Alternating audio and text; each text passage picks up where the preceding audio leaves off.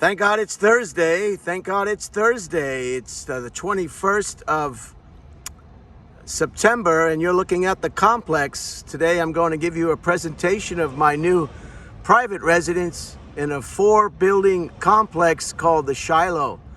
And this is, it has 2 pools, a gym and activity center and recreation area. It's a beautiful complex, and I hope you'll enjoy it. This will be a quick run through. This will be the exterior of the building and the apartment only. I'm still waiting on some gifts from my sister Mary Ann, Bobby Ann, and Terry Ann.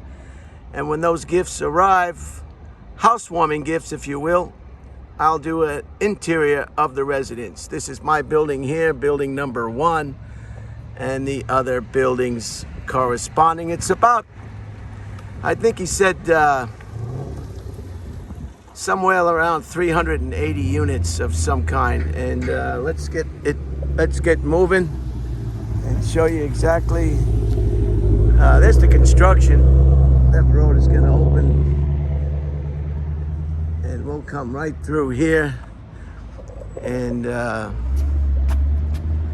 there you go. So let's go. Let's just do a quick walkthrough so you can see exactly what I see. I hope you all enjoyed yesterday's finished concrete work.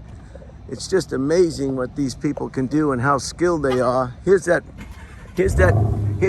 curb incorporated in the roadbed again. I just love it. I just love it. And this is the rental center. This is the first.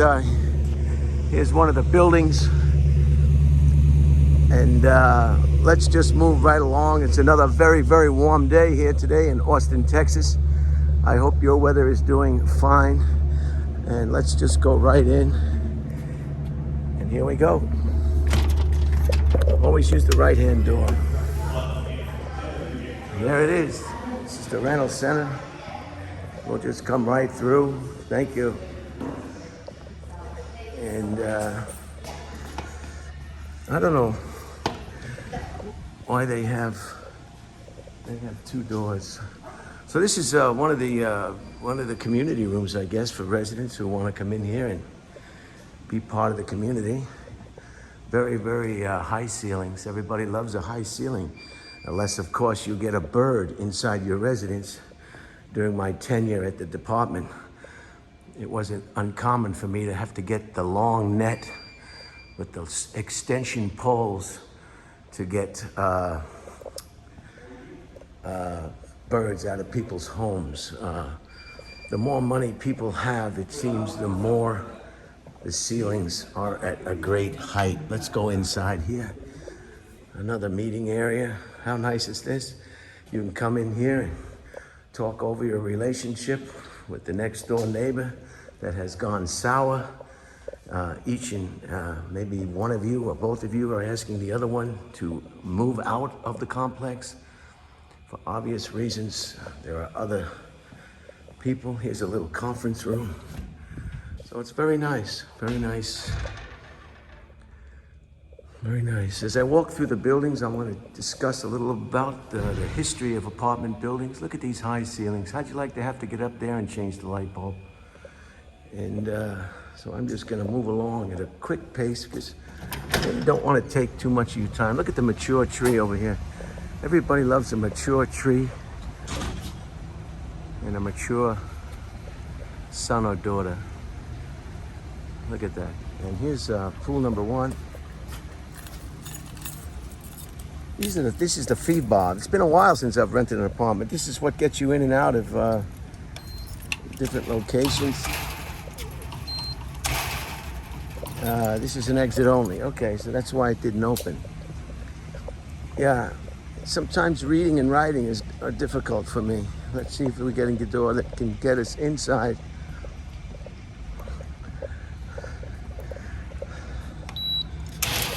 Okay, there it is. All right. I was ready to start yelling. So this is one of the pools. I guess it's a lap pool. Not bad. And of course, look, you got the place to yourself. Many people are toiling away at work or what have you. And they don't have the time right now to swim. relax. I've been in the water. It is wet and very refreshing. Let's go through here. Nice little seating area. Not bad. Well, I don't know why pool doors always have to slam. Okay, I've got to do this feet bar again. I forget what they call that. Restrooms to the left, women, men's. And then we've got the gym. And this is the nice gym workout area. These are the free weights. And they have some machines as well, some dumbbells, all sorts of things to get your body in the shape that you want to be in. I'll just spin here and you can wave, and I can wave. And they got televisions everywhere, I guess, if you want to turn on the television while you work out. They got a machine over here. This looks like a bench press type machine, or this is the one I've been using over here. I like this rowing one. The rowing machine is nice, and it tells you how many minutes. Then they got the Stairmasters and the different kind of Stairmaster, and they got the Stairmaster, and then they got the world famous treadmill. When you want to stay off the street and you don't want to get hit by a car, you can get your walk in or your jog in the privacy and safety of a workout center or gym. So this is nice. More high ceilings, nice fans, nice and cool in here. And it's gonna get real hot as we walk out now to the rest of the complex, I guess. In the 1830s is when the first apartment complex was, or apartments were built. And they were primarily real bad SHIT holes. They didn't have any of the modern conveniences that we know today for sure. They were just, they called them railroad flats because they were end to end. And I guess they looked like railroad cars. And before 1918, they were very, very terrible. They were not modern in any facet. In the second half of the century, they became, because of the scarceness of land in urban areas, cities, they became upscale for rich people and middle class people. And they began to offer much more amenities, per se. And then in the early 20th century is when the boom really hit. Elevators, gardeners, delivery service, laundry service, safety features to protect the early 1830s. It was in the early 1830s. It was most of the apartments were, and even buildings for that matter, were fire traps. The fire would start in the middle, and they were constructed, it was almost like a chimney. They had some terrible, terrible fires. The one that comes to mind is it was a sewing factory fire in New York City. You can look that up and Google that. And numerous hundreds of people perished, and it was just a bloodbath of fire. So up until the modern times, it was they weren't very attractive places to live. They had elevators in the 20th century. Elevators came, and then heating and all sorts of central heating and air. This is where I parked my vehicle. I was able to secure, I couldn't believe it was available, one of these carport areas. Okay. So there is the truck that is still trucking on. And that's where I park here. Right under there. Keeps it cool because the sun, as you know, in Texas can be very, very unforgiving indeed. And the graduation from apartments became co-ops and condominiums. Condominiums, you own your unit and you pay association fees for that privilege. And you must march out too, because they can raise those fees whenever they need major construction or maintenance work. So you have to be careful. There's 4 buildings. And I guess that was the clubhouse we saw over there. Now, co-ops are kind of funky. If you own a cooperative or a co-op, you have to get permission from the other residents of that cooperatives, they're called, to let that person buy that unit. So they can they reject anyone they want. Sometimes people want to sell their unit. And this is my unit right here. This is the ground floor. I can exit and enter through this area and not be accosted by barking leashed dogs in the hallway. We already had a bite incident. I was talking to the animal control officer yesterday. I said, "Why are you here?" He said he's here for a bite report. So there are a lot of pet owners who aren't kind of qualified to be pet owners in that regard. So I've got a little bit of a tree here in front of my unit. I'm happy with it. So co-ops are they're kind of dicey. You got, they're different from condos, where condos you can sell your condo to whoever you want, and the other condo residents have no say. Where co-ops, it's very much different. They're very, very picky on who they want to live in the building. So if you're in a punk rock band and you've been arrested for soliciting prostitution the night before and you're in the newspaper, that may be a reason to reject you for residency in that particular building. And so that's a little bit of history on apartments. They've come a long, long way. And I'm just gonna see if I can snake around this way. And these are all the meters. Each unit is gonna be charged individually for their electricity usage, and which I'm not used to paying for, but progress is progress. If you can think, look at the nice concrete work. That concrete will blind you. So let's go in here and look at the pool number 2. See if we can get in this door, and we're gonna make sure that door doesn't slam. This is building number 1. Let's go. Let's do the fight card here. Okay, it's open. And I have to be careful not to molest anybody with this Brian Red Band selfie stick and the iPhone 12 Max Pro.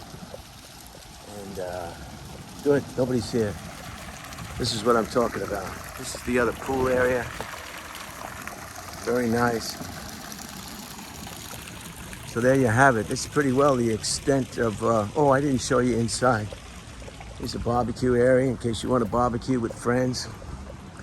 Maybe get to meet the other people in your building, see what they're all about.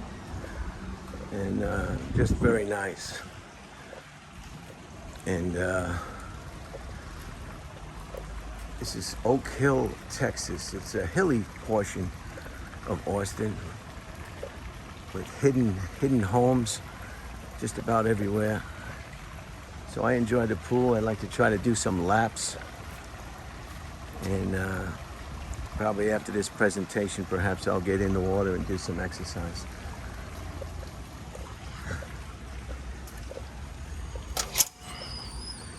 $14 minutes, not bad.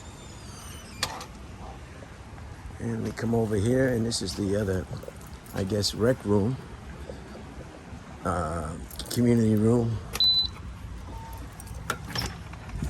Another restroom, ample water fountains. And here it is. Here it is, very nice. Very eclectic lighting system there. And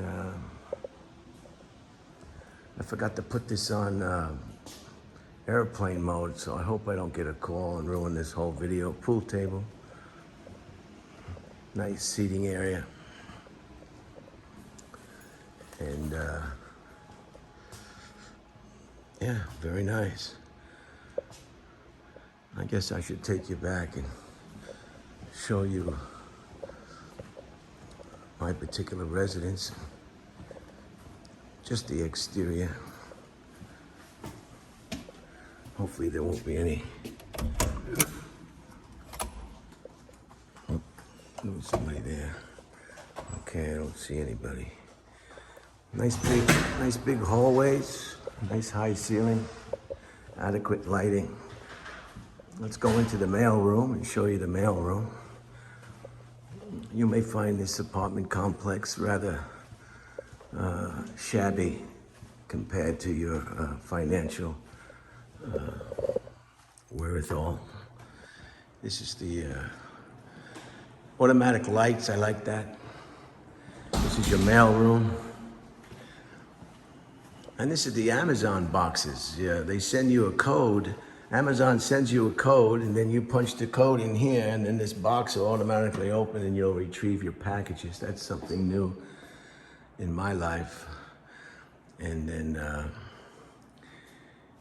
I think if you don't pick it up in a certain amount of time, 3 days or whatever, they'll take it, bring it into the front office. And I'm close to the mailroom, which is nice. And I like it, I don't need the elevator. Here's your elevator.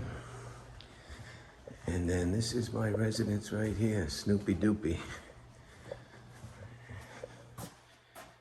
Right there. But we won't go inside till that's presentable. With an area rug from Mary Ann, Bobby Ann. Mary Ann is in Alexandria, Virginia. Bobby Ann is in Fort Myers, Florida. Terry Ann is in East Islip, Long Island. And they've chipped in, I guess, and pooled their resources to get some necessities. And that was very thoughtful and nice. My brother Jay and my brother Bruce, they stood down. They did not participate in any housewarming gifts whatsoever. Okay. Now the last thing before I close this meeting, this presentation is I'd like to see if I can't